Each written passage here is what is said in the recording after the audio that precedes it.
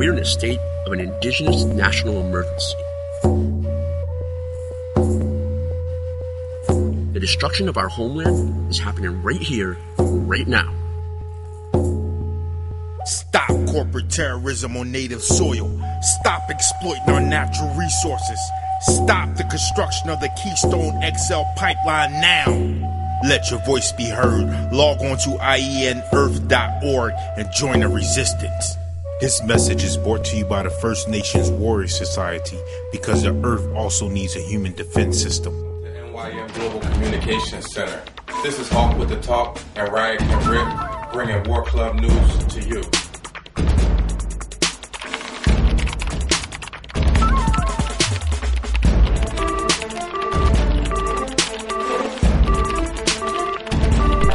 Just when you thought there couldn't be more change going on in the world, it turns out magnetic north is moving. Aviators know this. It's always moved, but not like this. In fact, it's on the move about 40 miles a year now along the polar cap toward Russia.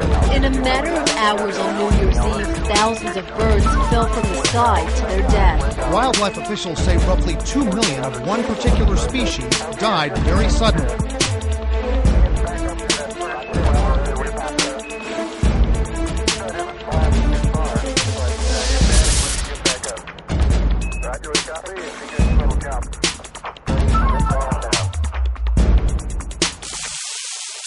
So on December 13th, 2010, thousands of dead barramundi fish wash up on the shores of Australia with unknown causes.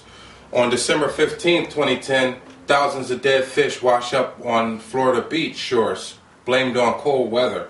On December 18th, thousands of dead fish turn up in the bays of the Philippines, unknown causes. On December 22nd of 2010, more than 100 dead pelicans turn up on the North Carolina shore. On December 23rd, hundreds of dead sea creatures wash up on the shores of South Carolina. The same day, tens of tons of mostly dead fish wash up on the shores of New Zealand. December 28th, 70 dead bats found in Tucson, Arizona with unknown causes of death. December 29th, dozens of dead fish found in San Antonio, Texas. December 31st, over 5,000 birds found dead in Arkansas, suffering from massive trauma and blood clots. On January 3rd, 2011, 100,000 plus dead drumfish found in Arkansas, unknown causes of death.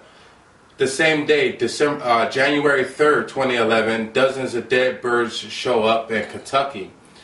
The same day, tens of thousands of dead fish wash on the shore of Chesapeake Bay. The same day, 100 tons of dead fish wash up on the shore of Brazil. On the next day, on the 4th of January, thousands of dead fish wash up on the creeks of Florida. The same day, hundreds of dead fish wash on the shores of Ontario, Canada. The same day, hundreds of blackbirds found on the highways of Louisiana, suffering from internal injuries and the same thing, blood clots. On January 5th, 2011, hundreds of dead birds found on the highways in Texas, unknown causes of death. The list goes on. On January the 6th, 40,000 plus crabs washed up upon the shores of the United Kingdom with unknown causes of death. On January 7th, more than 100,000 dead turtle doves found in Italy. January 10th, 2011, tons of dead fish wash up on the shores of the United Kingdom. Unknown causes of death. Besides the fish and the birds, we've also seen drastic changes in the magnetic poles. If you've been using a compass within the past few months, then you will obviously see this difference.